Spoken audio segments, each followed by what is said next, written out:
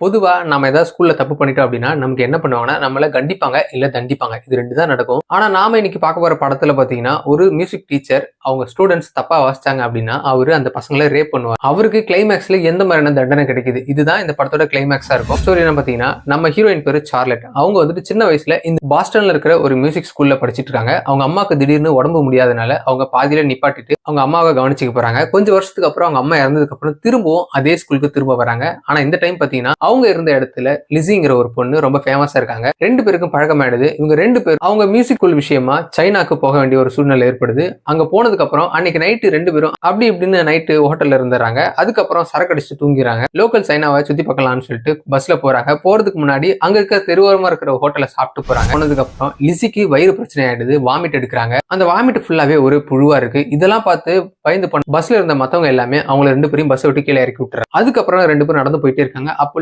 லிஸியோட கை உள்ள இருந்து நிறைய பூச்சிங்கெல்லாம் வெளியில வந்து விழுந்துட்டு இருக்கு. இதெல்லாம் பார்த்து பயந்து போன லிஸ் சார்லட் கிட்ட ஹெல்ப் கேக்குறாங்க. அப்போ சார்லட் அவங்க பேக்ல இருந்து ஒரு கத்தி எடுத்து கொடுத்து லிஸியோட கையை வெட்டிக்க சொல்றாங்க. அதுக்கப்புறம் ஒரு பிளாஷ்பேக் வந்துட்டு இருக்கு. அந்த பிளாஷ்பேக்ல இதுக்கு எல்லாத்துக்குமே காரணம் யாருன்னா சார்லட் தான் அப்படின்ற மாதிரி காமிக்கிறாங்க. அது ஏன்னு கேட்கும்போது சார்லட் வந்துட்டு லிஸியை ஒருத்தர் காப்பாத்துறதுக்காக தான் இதெல்லாம் பண்ண அப்படின்ற மாதிரிலாம் சொல்றாங்க. அது யாரு, எதனால அவங்க லிஸியை அவங்கள்ட்ட இருந்து காப்பாத்த ட்ரை பண்றாங்க, இது எல்லாத்தையுமே கிளைமேக்ஸ்ல ரிவீல் பண்றதா த பெர்ஃபெக்ஷன்.